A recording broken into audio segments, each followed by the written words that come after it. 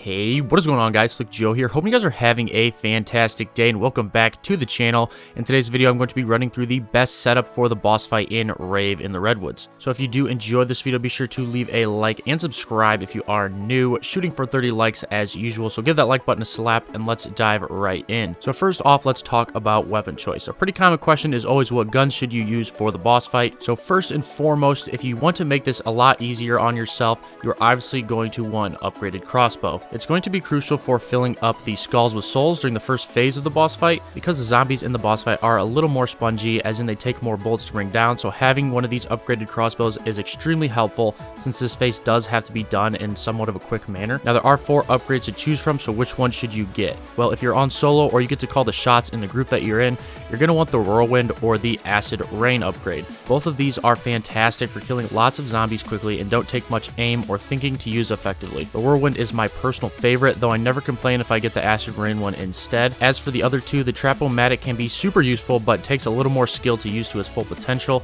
and the Bren Franklin or the Lightning upgrade is a little weaker than the other ones, but does have a very specific and useful purpose in the boss fight. This upgrade is great for the second phase where you need to shoot the glowing symbols on the Super Slasher's body, because it will target and take them out with one shot. I still wouldn't recommend to get this crossbow if you were on solo, in my opinion, unless you get Mule Munchies and it's going to be your second crossbow, but we'll talk about perks later on. For your secondary weapon, the choice is pretty much yours. Any medium to long range gun will do, but I usually go with a wall weapon. Some of the best ones are the NV4, the Volk, the RPR Evo, the M1, or even the longbow if you're pretty confident with your skills. I usually go with the NV4 personally because it's one of my favorite wall weapons. It's really powerful, it has a decent amount of ammo when you pack-a-punch it, and automatic guns are generally a little easier to use while Jason on steroids is chasing you around the island trying to kill you. Lastly, I suggest you pack-a-punch whatever gun you end up choosing at least once, but I'm sure you guys already were planning on doing that anyway. Moving on to perks, you obviously are going to want Tough Enough or Juggernog, and if you're on solo, you need to get Up and Adams as well.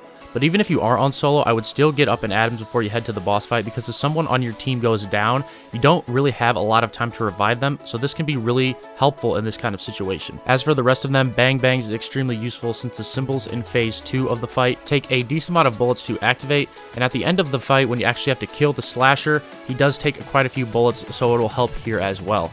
Racing Stripes is a must because you are running around a decent amount. And then for your last slot, if you want 2 crossbows, and this is where you kind of have to make that choice, you can get Mule Munchies for that.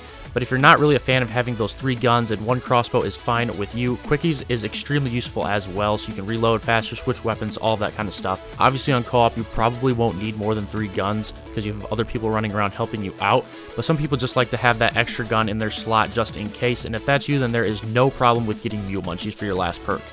I usually just get Quickies and stick with 1 crossbow and a regular gun, but again, the choice is yours. Next are the Fate and Fortune cards.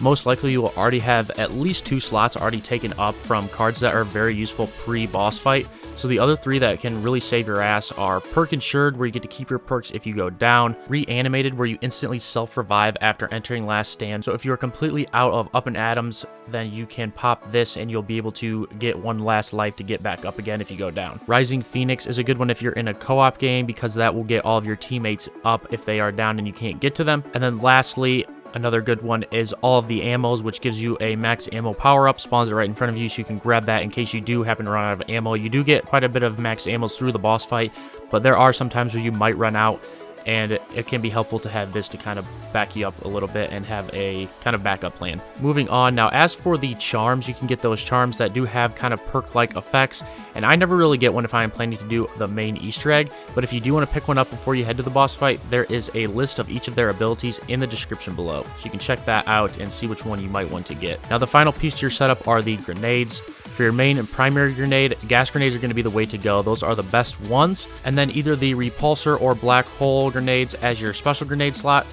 Now, gas grenades are great for killing zombies, giving you an extra second to revive your teammates, and protecting yourself from skeletons during the heat wave phase of the fight. And then the repulsor grenades can help to save you if you are about to get trapped, you need to move some zombies out of your way, or they can also protect you from the skeletons if you need. So for me, the final setup that I always like to run for the boss fight is the Whirlwind crossbow, the Pack-a-Punch to NV4. Perks are Tough Enough, Up and Adams, Bang Bangs, Racing Stripes, and Quickies. For F&F cards, I run Perk Insured, Reanimated, Scoped Dollars, Bullseye, and all the ammos. And finally, for the grenades, I get the gas grenades if I can, and then I get repulsing grenades for my special grenade, or I sometimes just keep the hot dogs for the lulz.